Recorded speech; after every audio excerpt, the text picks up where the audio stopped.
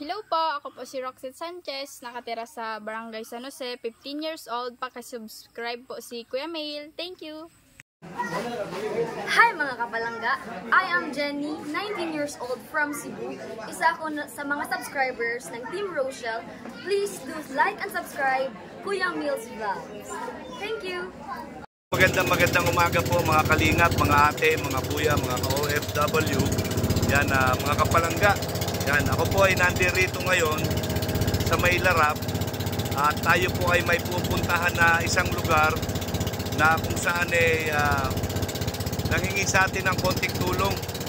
Yan, ito po ay isang trahedya, 15 bata na lulan ng isang bangka. Itong sinasakyan natin ngayon na di umano ay lumubog at yung mga gamit ng mga bata sa eskwelahan, lahat po ay inanod ng tubig. Ngayon po alamin natin kung sino po doon sa mga bata yung nangangailangan ng ating paglingap. Yan, ito po ay tawid dagat. Pupunta po tayo sa isang lugar na maraming nakatirang mga bata at nag-aaral dito sa Larap, sa San Jose, Barangay San Jose po. Yan, kung makikita nyo po yan, tawid dagat po tayo. Yan, sana po ay pagdasal nyo yung aming paglalakbay. Yan, at maging matagumpay ang ating misyon sa araw na ito. Yan po mga kalingap. Yan, meron pong daanan na baylan, pero malayo po masyado, kaya ang way of transportation nila ay itong bangka, itong mga estudyante na nais makapag-aral. Yan, atin po silang pupuntahan ngayon at aalamin kung paano natin sila matutulungan. Ito po yung bangka mismo na lumubog. Yan. Ito po yung yan po yung nabutas. Yung nabutas. So, na-repair na po itong bangka na to, pero ito pa rin yung sinakyan natin. Yan, maraming salamat po doon sa may-ari nitong bangka at napagkatiwalaan tayo na hinga ng tulong. So ngayon po agad-agad inaksyonan po natin at pupuntahan po natin yung mga batang estudyante. Yan po mga kalingap, mga ate, mga kuya, mga ka-OFW. Yan, sobrang babaw po ng tubig. Sobrang low tide. Yan, sobrang low tide na po. Yan, napondo kami rito. Sumasayad na po yung bangka. Yan. Doon pa kami pupunta. Doon pa kami pupunta doon. Sa area na yun.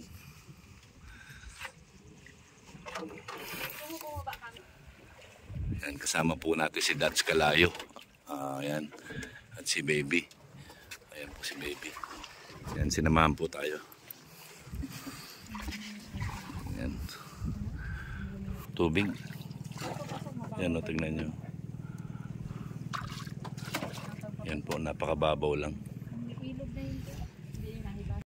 Yan po mga kalingap, mga ate, mga kuya, mga ka-OFW, mga ka-langga. Yan, na-stuck na naman po kami. Sobra pong babaw ng tubig. Yan. Sobra pong babaw ng tubig. Oh. Yan o, tignan nyo. Eh, sana po makaano kami, makalagpas kami. Tingnan mo, sinasabi ko na nga baga. Ayan. Yan po. Ayan, buti na lang kasama natin si Dats. Ayan. Mama, ingat, may bato! Ayan, may bato. Pa, may mga bato. Ang lalaki ng bato. Dito ang bato. Ang lalaki ng bato ha. Sige, dito. Doon. Ayan, mabato. Grabe. Yan, 2 beses na kami na-stuck. Sobrang babaw ng tubig. Po yan, nakalagpas na naman kami sa pangalawa naming balahaw sa sobrang low tide. Nakikita nyo po, yan. Yan na po, yan. Diretso pa rin po tayo. Hindi po tayo titigil, dire-diretso lang. Alang-alang sa paglingap. Yan, dyan po kami sa may lugar na pupunta. Yan, para puntahan namin yung 15 bata. Sana po suportahan nyo ako dito sa aking misyon.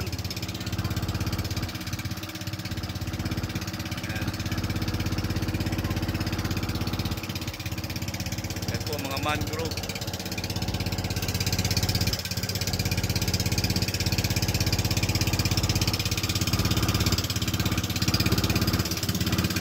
Yan po yung sakripisyo ng mga batang estudyante. Yan para lang po makapag-aral.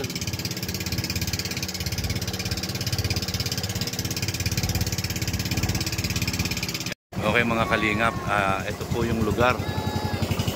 Nakita niyo po, dito nakatira yung mga bata sa lugar na ito.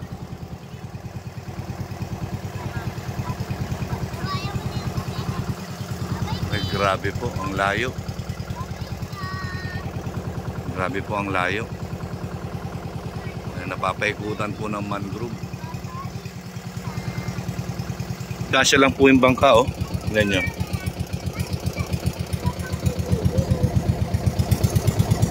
Yan po, tignan nyo, halos kasya lang yung bangka, oh.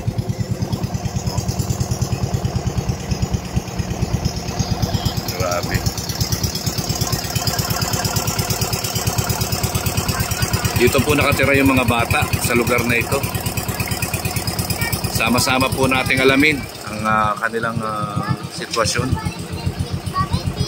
Mga kalingap, mga ate, mga kuya, ay grabe. Ayan, nakarating na po kami dito sa lugar kung saan pinaparada yung bangka. So, ito naman po yung sitwasyon ng lalakaran namin ngayon. Ayan po.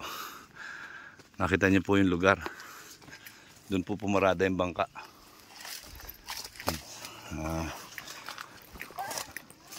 Hindi ko lang po lubos maisip pagka umuulan. Yan, gaano po kaputik dito. Grabe po siguro ang putik dito. Yan.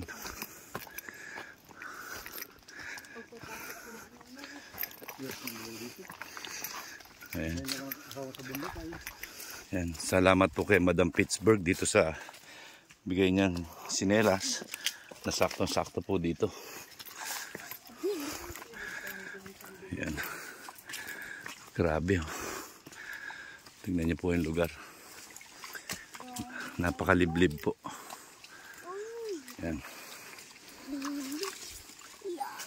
Ganito po kaliblib. Ngayon lang po ako nakapunta rito.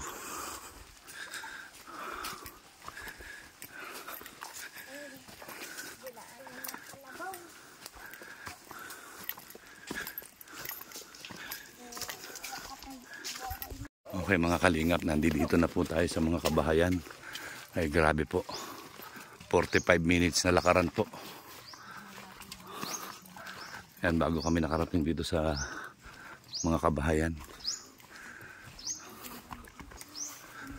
Ayan po.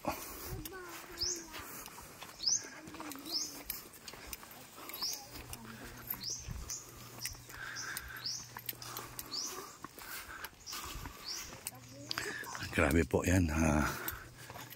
Pinasok kami na parang gubat. Yan.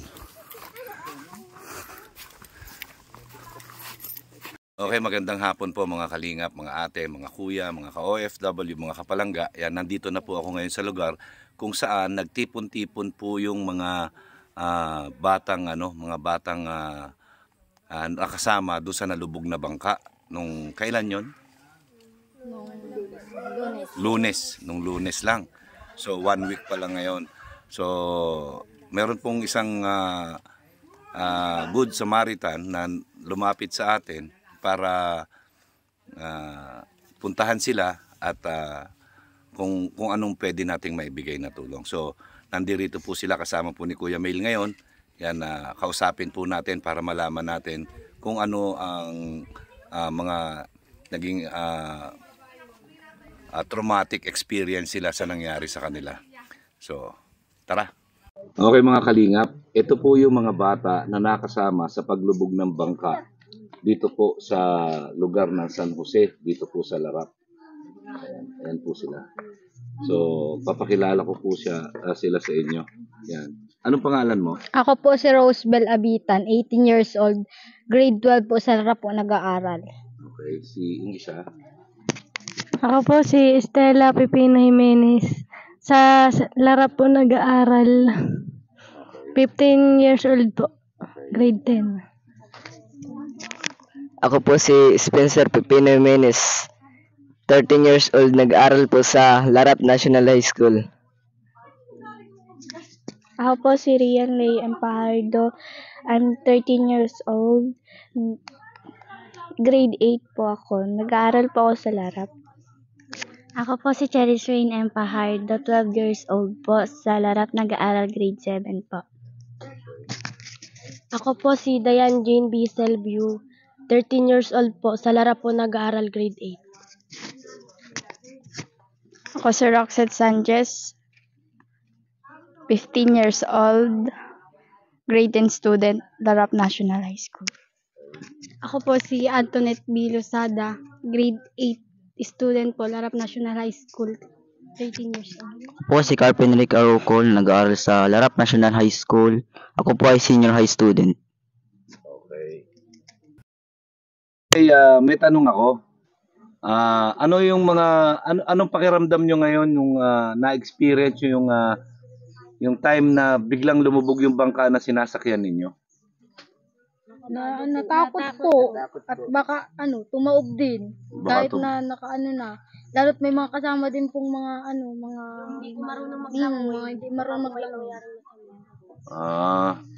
Lahat naman kayo marunong lumangoy. Hindi naman, hindi po lahat. Iba lang po. Pero mabuti na lang hindi ganon kataas yung tubig. Hindi naman po. Yan pagpapasok kayo ngayon, sumasakay pa ba kayo ulit ng bangka? Opo. Wala naman po ibang sasakyan. Walang ibang sasakyan? Wala po. Bangka lang po talaga. Kahit na alam yung ni-repair na lang yung bangka, sumasakay pa rin kayo? Opo. No choice. No choice. Hindi makapasok.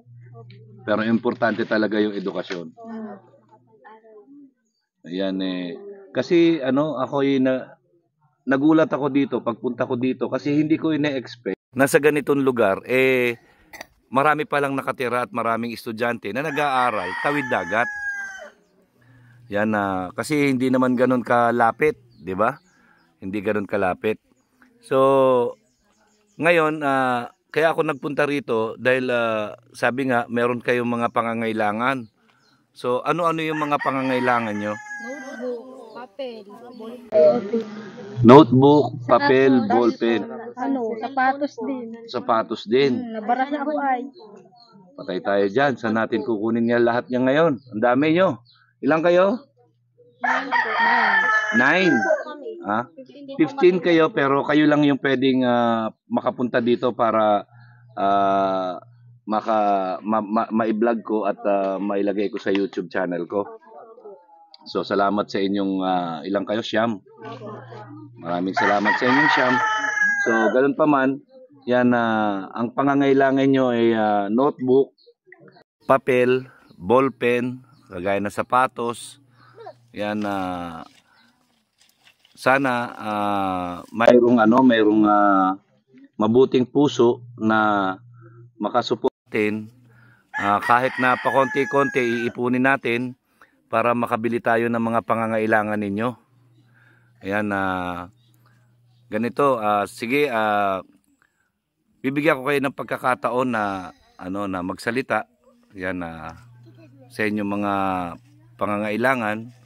Yan dahil alam ko naman isa-isa sa inyo ang mga buhay ng magulang ninyo ay talagang dito lang sa lugar na ito. Yan at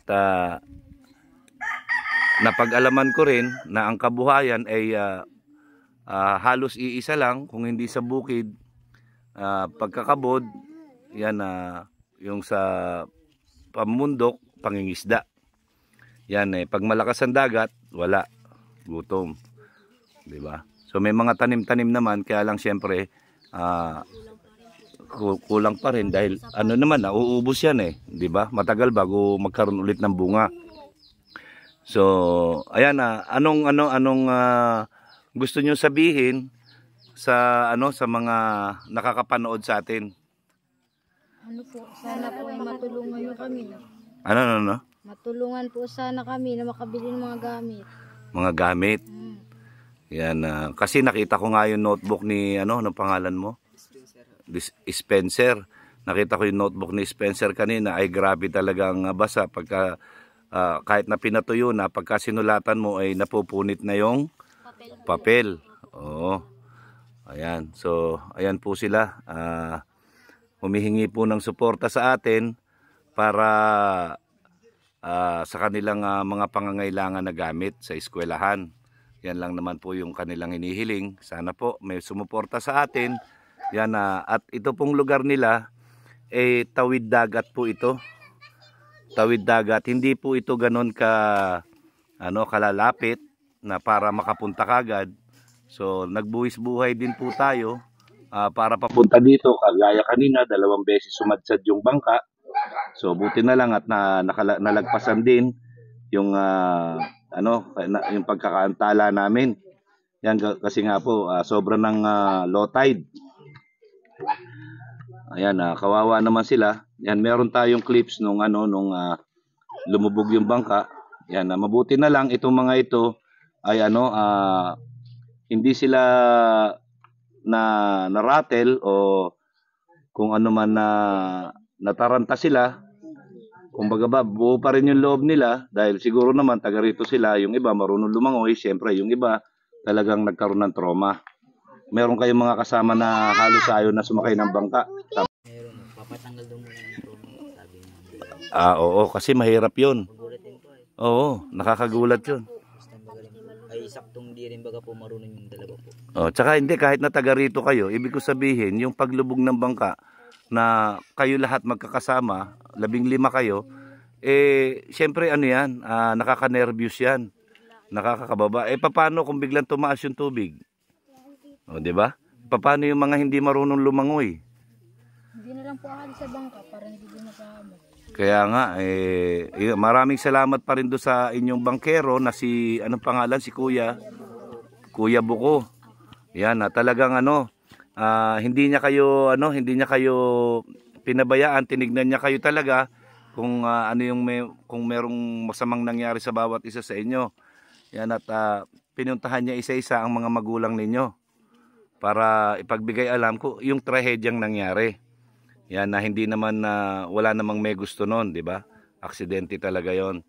Ayan, alam ko rin na marami ng nilapitan yung mag-asawa, yung asawa ni Kuya Buko para makahingi ng tulong para sa mga gamit nyo, pero walang tumugon.